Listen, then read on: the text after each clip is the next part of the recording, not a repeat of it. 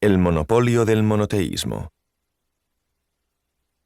En la medida en que los pueblos se fueron convirtiendo en grandes ciudades y éstas en gigantes imperios, la religión también fue evolucionando hasta compartir el trono junto a los reyes de la época. Nuevamente, al transformarse las instituciones terrenales, también cambiaron las del cielo, adoptando uno de los rasgos más característicos del ego: el afán de poder para dominar y controlar a los demás.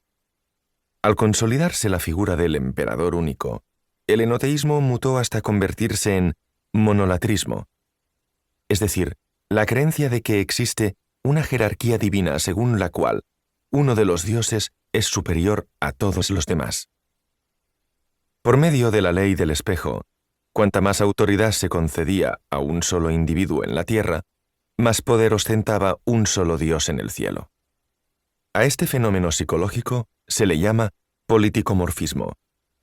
Se trata de la divinización de la política terrenal, tanto en sus instituciones como de los jefes de Estado que las gobiernan. De hecho, los reyes empezaron a ser considerados como dioses, y del mismo modo que este nuevo Dios supremo estaba por encima del resto de deidades, el monarca lideraba una administración central que estaba por encima del resto de regiones que formaban parte de su imperio. De ahí surgió la teocracia, es decir, el gobierno que ejerce una divinidad a través de su representante en la tierra, el emperador. Esta nueva forma de monarquía divina ejercía un enorme control social sobre los ciudadanos, a quienes no les quedaba más remedio que obedecer sumisamente al emperador como si fuera Dios. Rebelarse contra el rey era considerado una rebelión contra el poder divino, lo cual era castigado con la pena de muerte. No en vano, el monarca era el representante de Dios en la tierra, y en consecuencia, gozaba de total autoridad e impunidad para impartir justicia a su manera.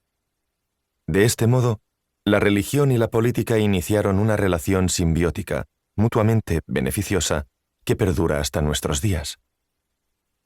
Eso sí, a ambas instituciones todavía les quedaba un peldaño más por subir para alcanzar el monopolio del poder que ambas perseguían, pasando del monolatrismo al monoteísmo.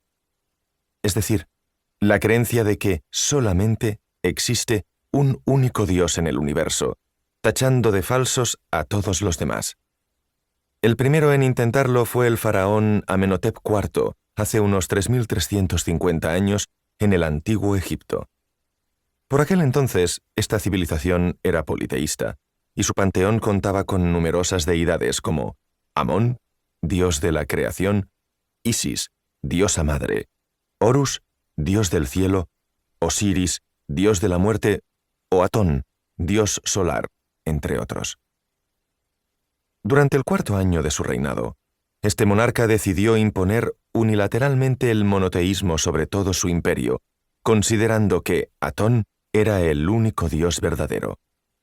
Y para reafirmarse en su nueva convicción religiosa, este faraón se cambió el nombre por el de Akenatón, en alusión a este dios solar, erigiéndose como su único representante y portavoz en la tierra.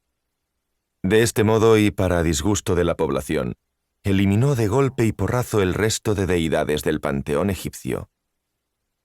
A partir de entonces, se declaró ilegal adorar a un dios que no fuera Atón. De hecho, durante el reinado de Akenatón, la palabra dioses fue eliminada del vocabulario de la lengua egipcia. Sin embargo, casi inmediatamente después de la muerte de este faraón, el monoteísmo fue tachado de herejía y sacrilegio. Y con la entronización del nuevo emperador, el politeísmo volvió a ser la religión oficial de esta civilización. Zaratustra y el zoroastrismo.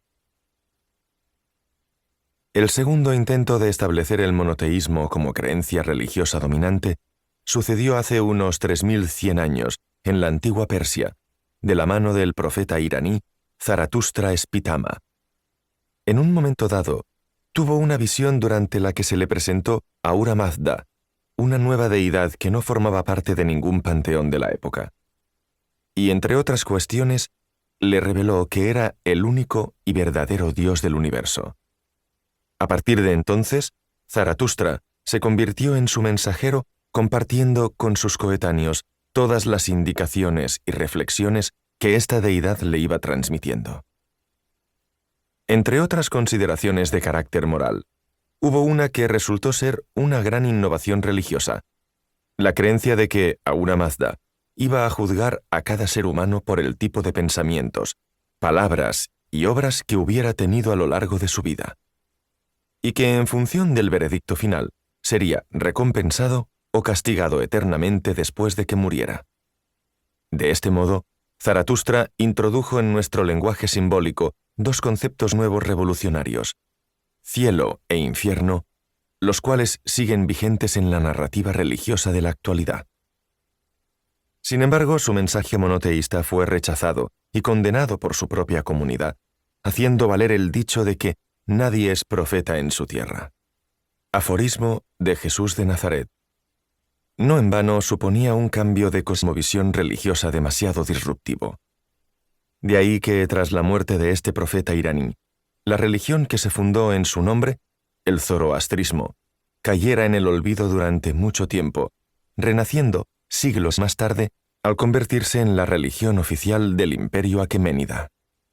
Hoy en día está presente en Irán, Pakistán, Afganistán, Azerbaiyán e India. El triunfo del monoteísmo sucedió en el seno del judaísmo. El inicio de esta religión se remonta a hace más de 3.800 años, cuando un dios llamado Elohim se presentó en el antiguo reino de Canaán, que abarcaba lo que en la actualidad es parte de Israel, Palestina, Siria, Jordania y Líbano, ante el pastor Abraham. Lo cierto es que esta deidad le cambió el nombre por el de Abraham, que en hebreo significa padre de muchos pueblos.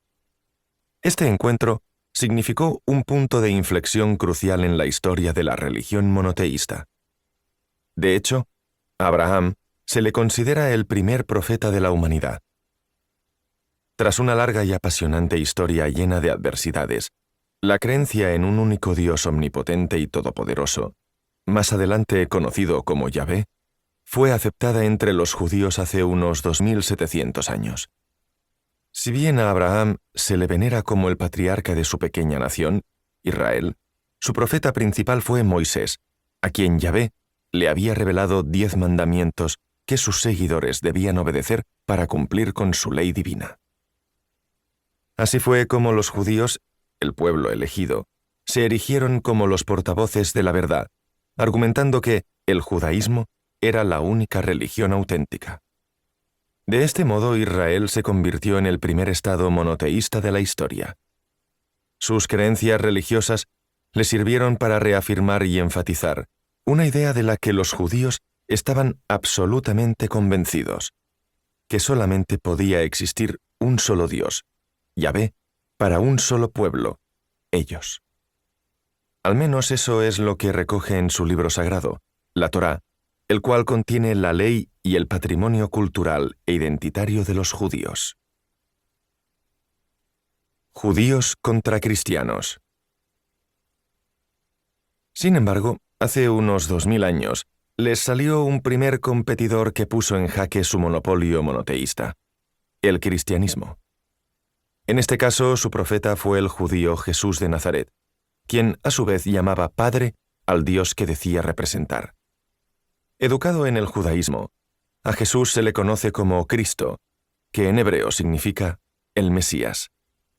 De hecho, a sus primeros discípulos se les consideró judeocristianos. El conflicto entre unos y otros comenzó debido a que el mensaje revolucionario de este filósofo cuestionaba el orden social establecido y atentaba contra las instituciones políticas y religiosas de su época. Así, décadas después de ser condenado a muerte, se produjo la ruptura definitiva entre los judíos y los cristianos. Por un lado, los primeros no reconocían a Cristo como Mesías y Salvador, pues su profeta seguía siendo Moisés. Y por el otro, los cristianos no querían seguir la antigua ley judía, sino la nueva fe que su profeta les había revelado. En este sentido, el verdadero fundador del cristianismo no fue Jesús, sino uno de sus discípulos, Pablo de Tarso, más conocido como San Pablo. Fue él quien lideró a sus seguidores para fundar la Iglesia Católica y adorar a una nueva versión de Dios, aquel que había enviado a la tierra a su Hijo Jesucristo para iluminar a la humanidad, sumida en las tinieblas y la oscuridad. Y es precisamente la deificación de Jesús lo que catapultaría el cristianismo hasta lo más alto del firmamento religioso. Y eso que la divinización de seres humanos venía siendo una constante desde hacía varios siglos. Sin embargo, había algo muy novedoso en su caso. Y no porque Jesús fuera el hijo de un humilde carpintero, mientras que la gran mayoría de seres humanos endiosados habían sido reyes, monarcas, emperadores y faraones. Lo verdaderamente excepcional de su divinización no tenía nada que ver con él, sino con lo que representaba. Hasta ese momento se creía que todos los demás dioses humanos habían sido una de las muchas manifestaciones de una de las múltiples deidades que poblaban los templos religiosos panteístas, enoteístas o monolatristas. Pero desde una óptica monoteísta, Jesús era considerado la única manifestación humana del único Dios del universo. Y un reconocimiento de semejante magnitud no había sucedido nunca antes en toda la historia de la religión. A lo largo de los 3 siglos siguientes, la comunidad cristiana fue creciendo exponencialmente a lo largo y ancho del Imperio Romano. Y todo gracias a la creencia de que Jesucristo había sido enviado para liberar a los seres humanos de sus pecados, para poder ir al cielo y evitar el infierno. Sin embargo, la popularidad que esta nueva religión de moda iba teniendo sobre cada vez más ciudadanos de la época fue directamente proporcional al nivel de persecución llevado a cabo por la corte imperial. Entre otras atrocidades, intentaron quemar todas las iglesias que rendían culto a Jesucristo, destruir todos sus textos sagrados y masacrar a todo aquel que se declarara cristiano. El cristianismo como religión oficial.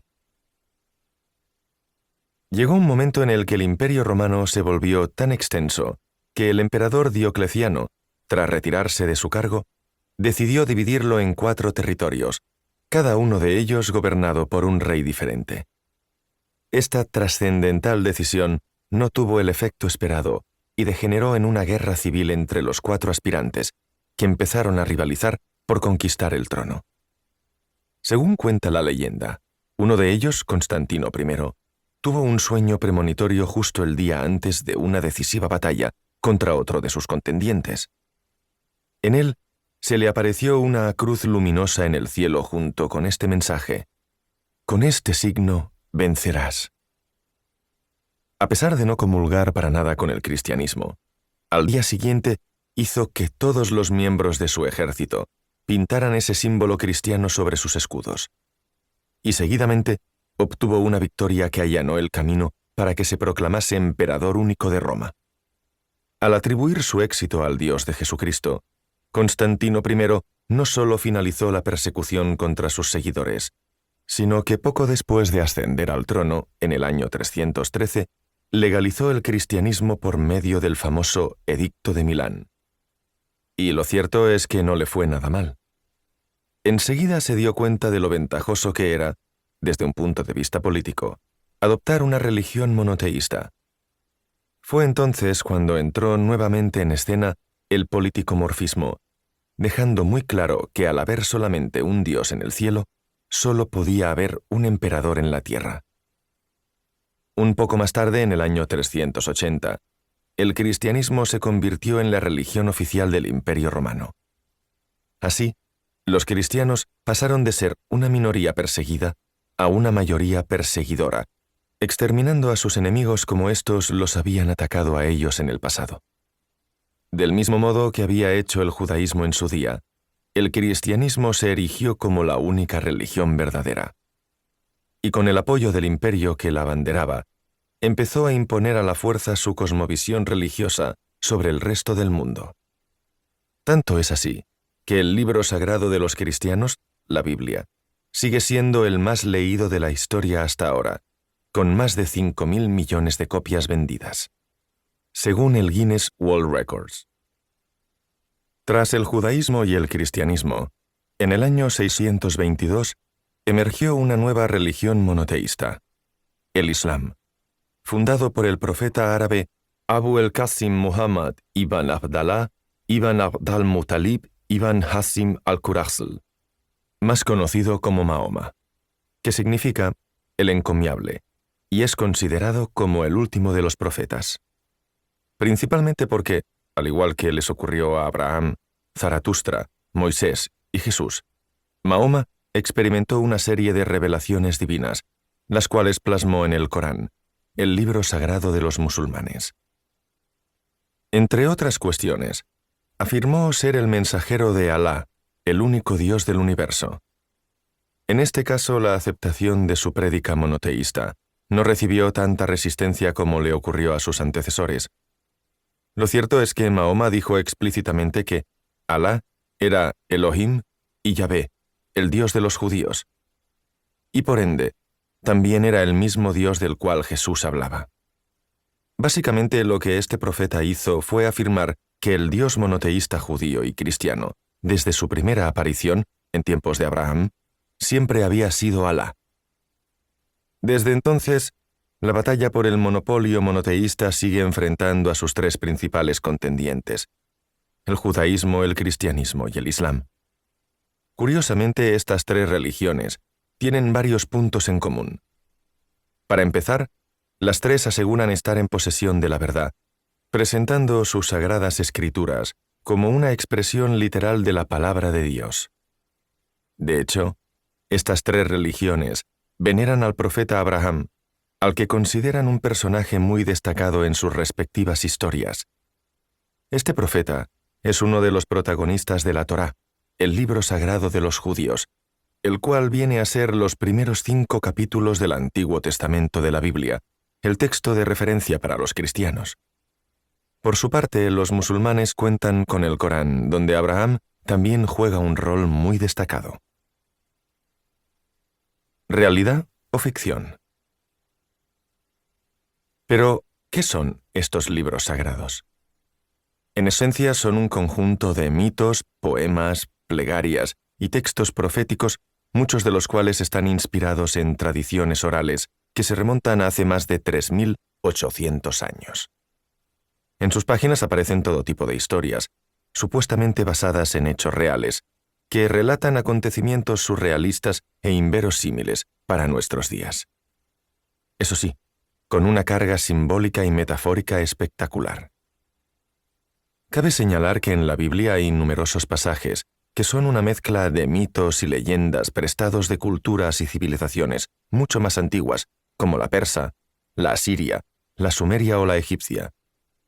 Eso sí, adaptados y novelados con nombres y personajes diferentes. Por ejemplo, el relato del diluvio universal y el arca de Noé es casi una copia literal de un texto mesopotámico.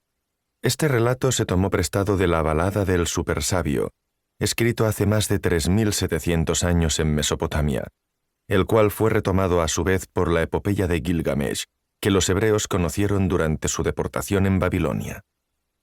Lo mismo sucede con la historia de Moisés siendo abandonado en una cesta en el río al nacer.